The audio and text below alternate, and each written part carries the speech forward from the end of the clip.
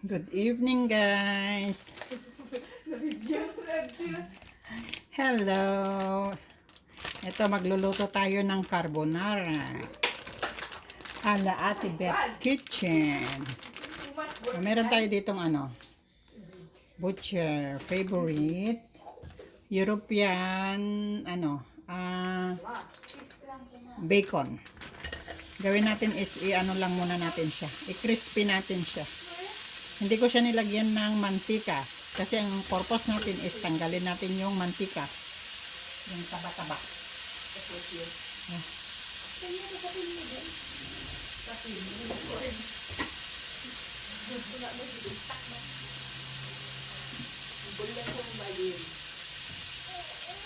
I-ano lang natin siya.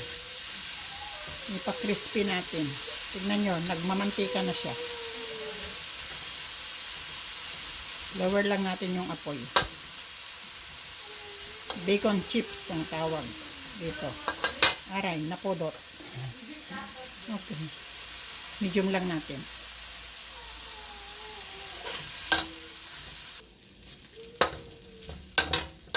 Ayan na guys, nagmanti-mantika na siya.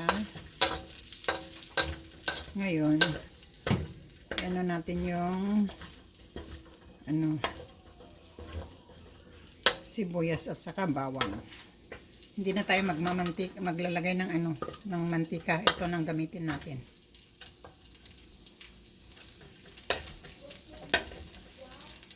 Ilagay na natin yung bawang.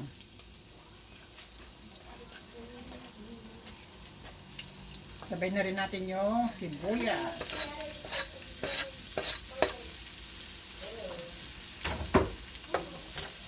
Isa lang natin siya. Yan. Ngayon, lagyan natin siya ng konting butter. Yan.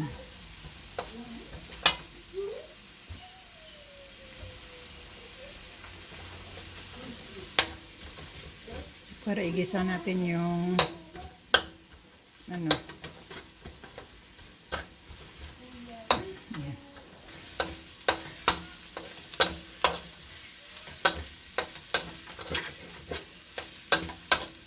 brown lang natin yung sibuyas.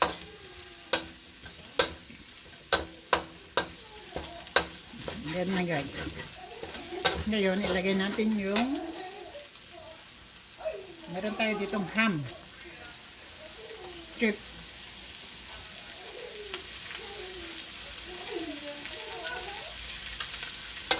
Isa din natin siya together with the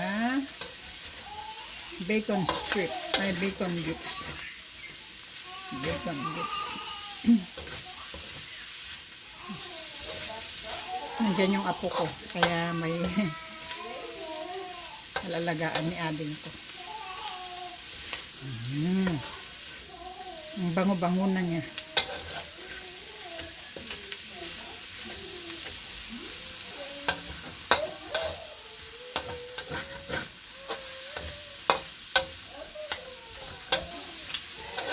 Ngayon, itabi natin at gisahin din natin yung mushroom. Yan.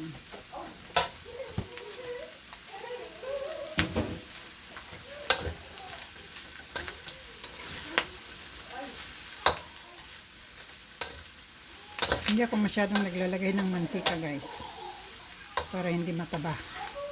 Kasi lalagyan pa natin siya ng creamer.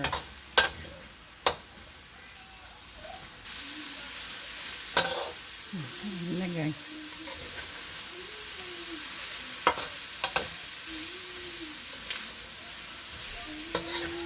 Ang bango.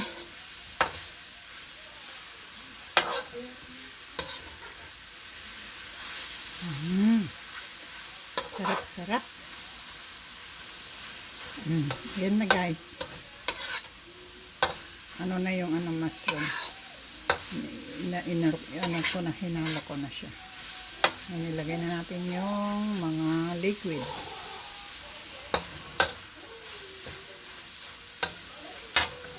Okay, ito yung fresh milk.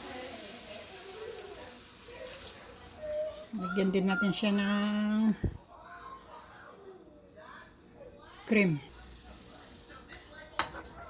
Yan, ilagay natin yung cream.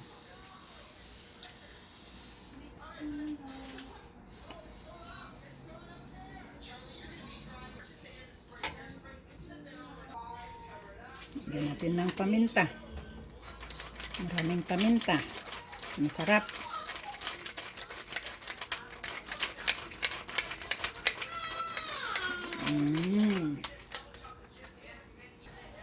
Saka naglalagay ako ng konting chili flakes para may kick. Haluin. Saka natin ilagay yung all-purpose cream para maging creamy talaga ang ating carbonara. Ngayon, ilagay na rin natin yung all-purpose cream natin.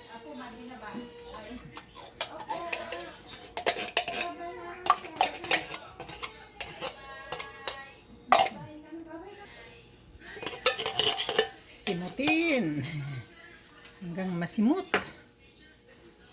Okay. Yan, anuin lang natin siya. Simmer lang natin siya ng ilang hanggang sa mag-bubbly lang siya. Saka natin ilagay yung cheese. Mozzarella cheese ang gamit natin.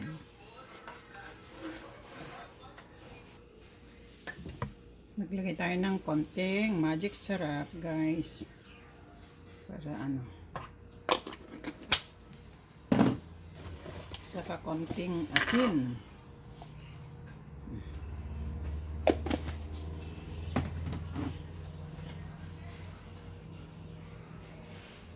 Anuin lang natin hanggang sa magtikan ng konti. Bago natin ilagay yung cheese. Wala tayong fresh parsley. So, ito ang gagamitin natin. Dried.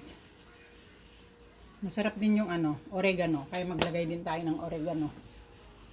Actually, mas gusto ko yung oregano na ilagay. Ito siya, guys. Dried oregano. Mas gusto ko itong ilagay kaysa yung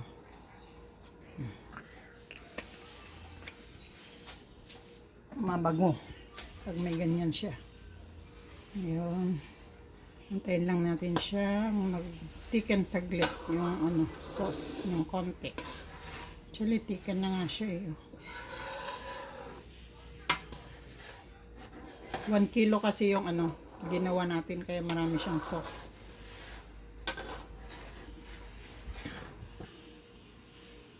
Ngayon, meron tayo ditong mozzarella cheese. Gadgarin natin siya. Para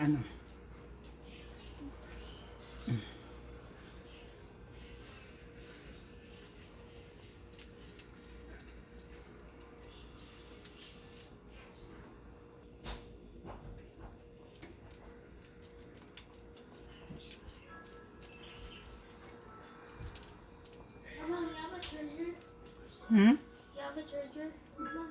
It's there. Huh? It's there. At your room? No, it's in Ate Neneng's using it. You ask her.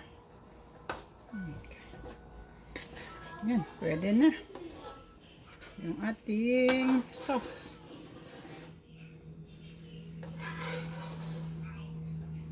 Nalaga na natin yung sauce kanina, yung spaghetti.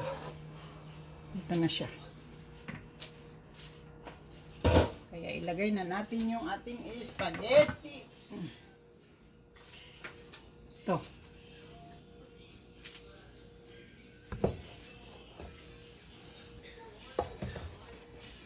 Kamayin ko na. At hindi ko kayang ibuhos.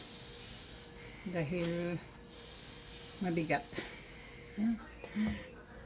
Walang lakas yung kamay kong isa.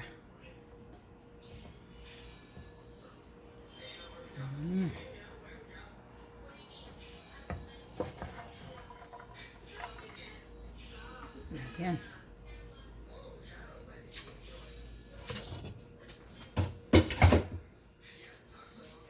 Halo lang natin siya, guys. Sarap. Creamy, creamy.